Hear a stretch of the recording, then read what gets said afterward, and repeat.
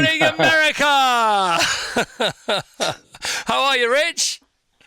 I'm great. I'm a little jet lagged, but I woke up after an hour and a half of sleep just to make this happen, Chris. I'm so excited to talk to you. All right, so you're still jet lagged. Now, the jet lag isn't going well. What happened, or what didn't happen, rather, earlier on in the week?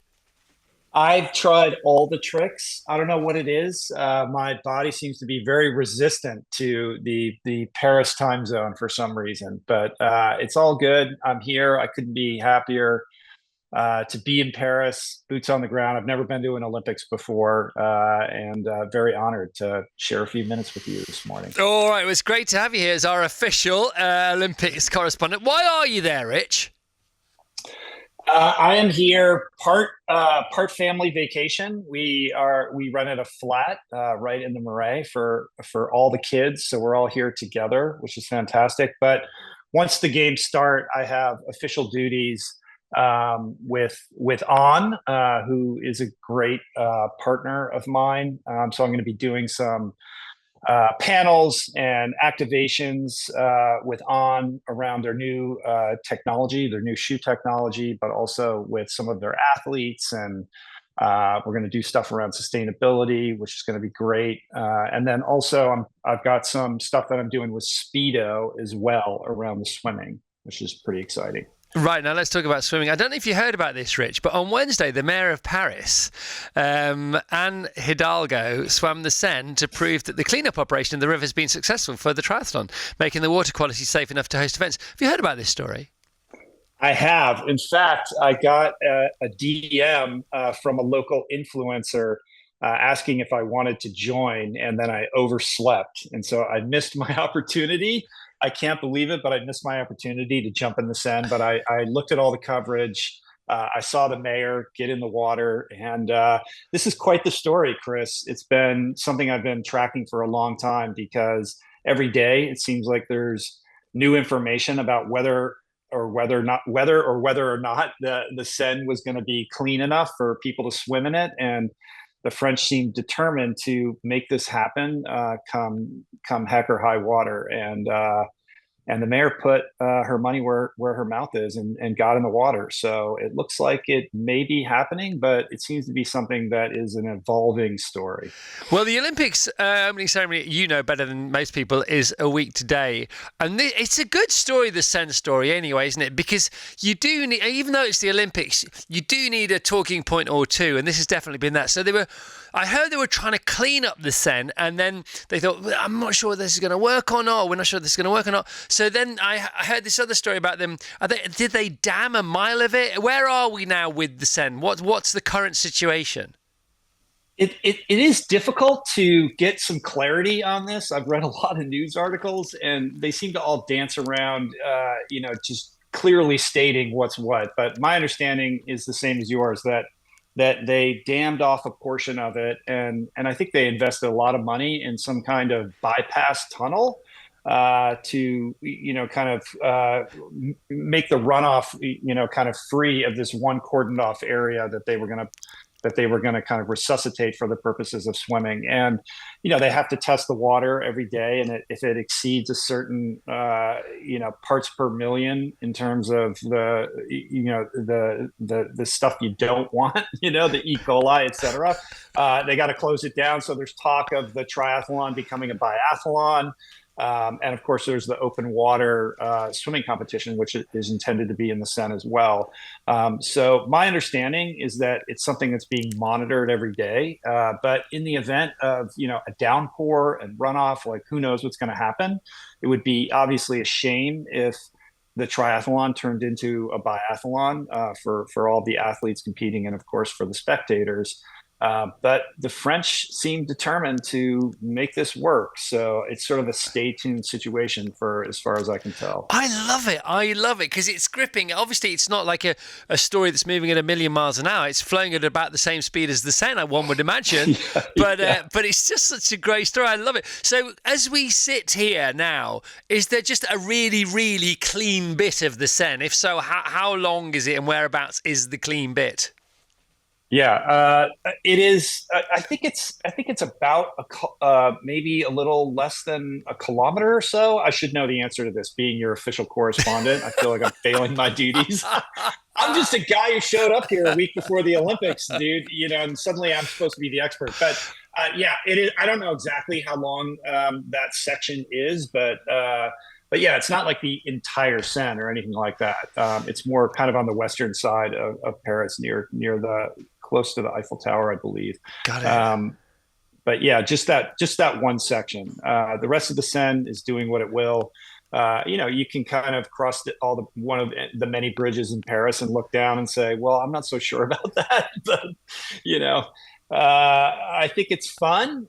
Certainly, if I had another opportunity to jump into that body of water, I would take advantage of that just for history and just for you, Chris, just for your listeners, so I could Wow. report back. And for Speedo. It would help with the Speedo Yeah, deal, yeah, wouldn't yeah, it? yeah. How did Speedo Yeah. feel about you oversleeping to swim in this? Oh, and that wasn't. Yeah, there was no expectations there at all. Well, you Yeah, say that.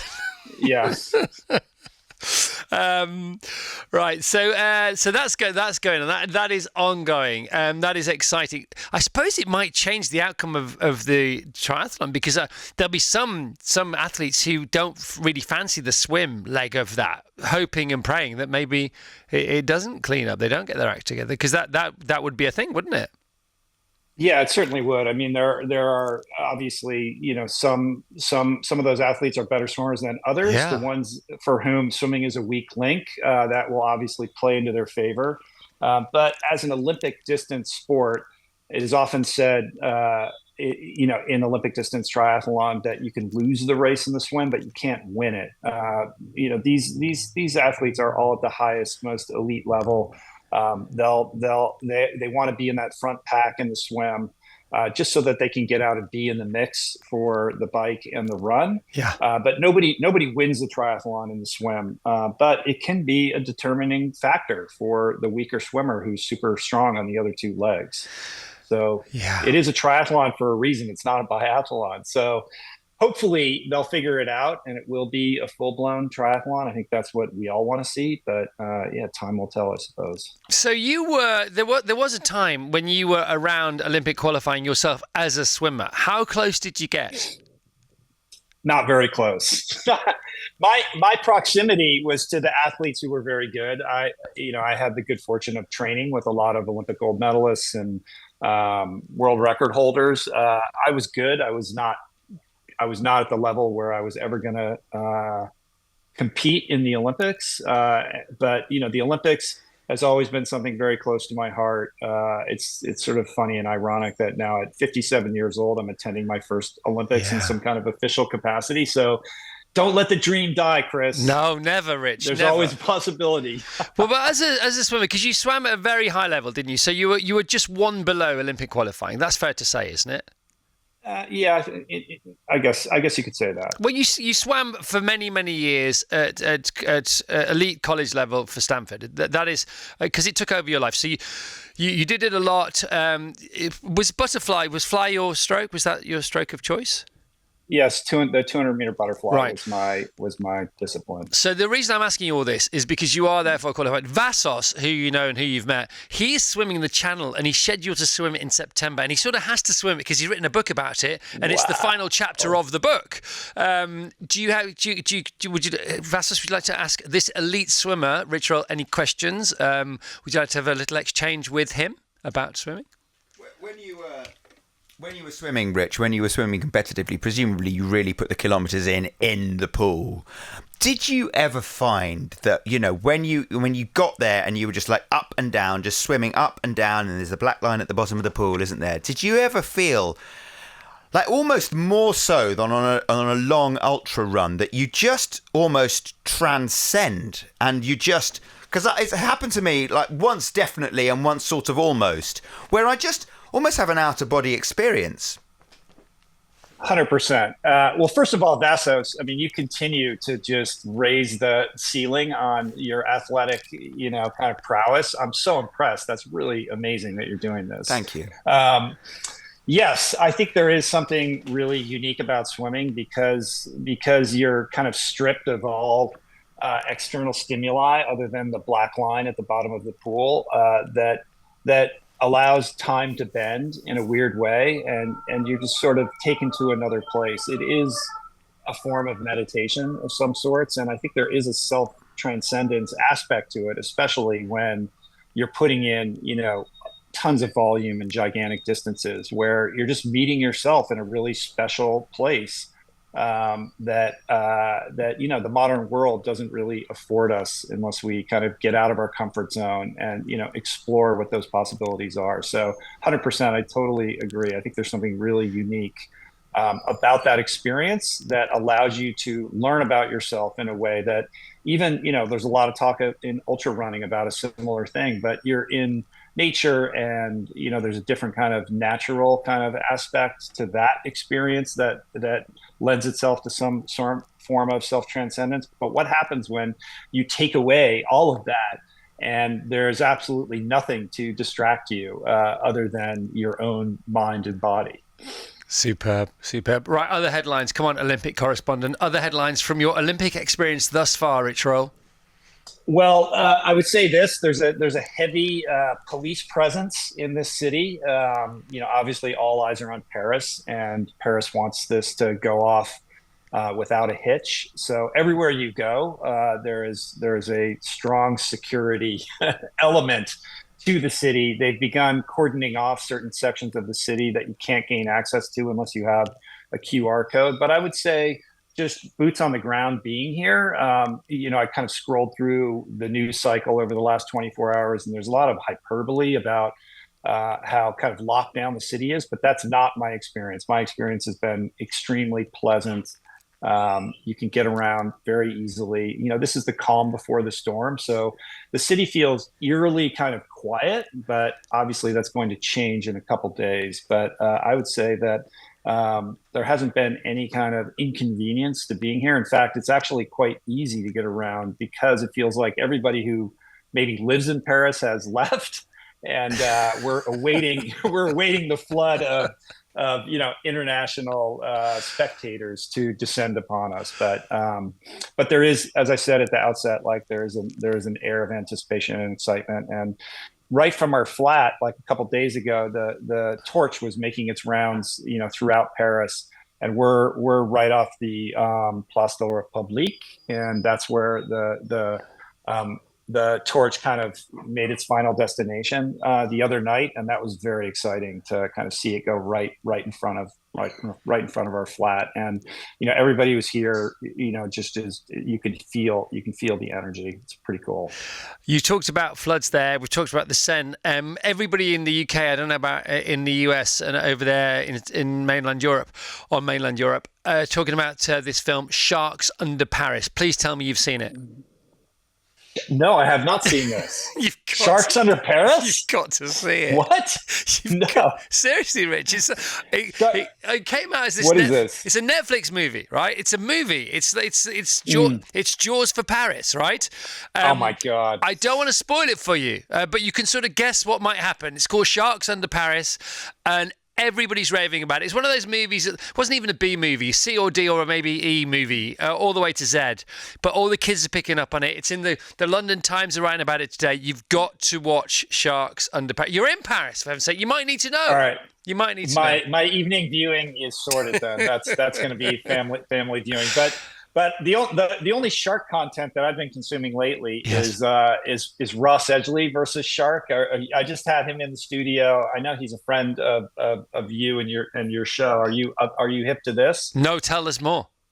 So as part of Shark Week for Nat Geo and Discovery, Ross did a series of segments where he was sort of competing against sharks, and this is on the heels of him just completing the world's longest river swim. Are you familiar with Ross Edgley's latest feat of Poseidon-like prowess? Yes. Well, to be honest, the last time he came on, he sort of let slip that this might be happening, and of course now it is.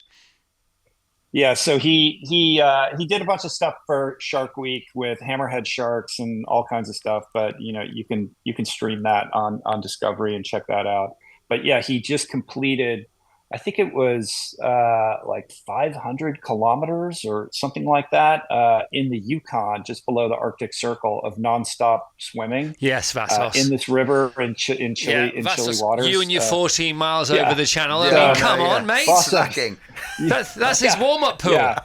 Seriously. So there, yeah, it was the equivalent of 15 English Channel crossings Ha-ha. in one go. How's So that there make you go, How's that make you Vassos. feel? Well, I just spoke to Lewis Pugh, who's like the UN ambassador for the oceans, and he's swum in the Arctic Circle. You know, he swum in -2 degree water, and then when he swum the channel, Yep. so I said, Lewis, have you got any? You know, you swam the channel. Have you got any advice for me? He goes, yeah, well, I swam the channel, but I did it lengthways. Yeah.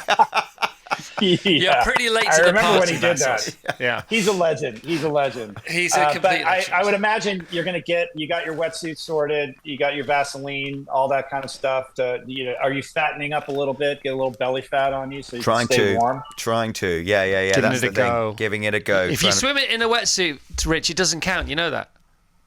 Oh, that's right. I forgot about that. Yeah, Yeah. So you got to lather up. You got to put the Crisco all over your body. Yeah, I'm happy to help him with his lathering up. So, Rich, are you staying for the whole thing then? Yes, I'm going to be here throughout the entire game. What a holiday! It's gonna be great. What a great thing! Talk about making memories. But I'm going to miss you in Los Angeles, Chris. You're about to go on your vacation. Like you haven't timed it. You. There were two things. Well, there were three things. One, you wanted to go and see the Olympics. I get that. Okay, that's allowed. Two, you wanted to avoid me being in Los Angeles for the full 4 weeks, which you're just about going to do. And three, you wanted to avoid the Trump speech. You wanted to be as far away from the Trump speech last night as possible. Yeah. Is what I'm guessing. Yeah. And I'm here surrounded by a strong police presence. Yes, congratulations. Well done. So on, quickly before you go, and this isn't why you're not on to talk about on, but we're intrigued because we talked about on last week, and Vassos says that Roger Federer is an investor in on. For people who don't know, is this Swiss? Is a privately owned company in Switzerland, or is it what goes on? It's like we think of a sort of James, well, not villain, but a James Bond-esque sort of mountainside lair, and everything on is in there. Yeah, On is the most interesting, most dynamic new player in the shoe and apparel space. They are a Swiss company, publicly traded, headquartered out of Zurich. And what's interesting about them is that they're really an innovation company. They're like a technology company that makes high performance shoes and activewear for elite athletics and for the everyman. But they're really innovating at a level that is unprecedented in the space. I'm not sure if you saw their most recent offering. They finally broke public with the announcement around Light Spray, which is this new shoe technology where they take a 1.5 kilometer long microfilament and with a robotic arm spray it onto the sole to create this high performance running shoe with just one ingredient. The typical running shoe is made out of like 200 pieces that are sourced from all over the world. A lot of hands have to go onto that to like make a shoe in terms of like the supply chain and the assembly and glues and all these like toxic materials.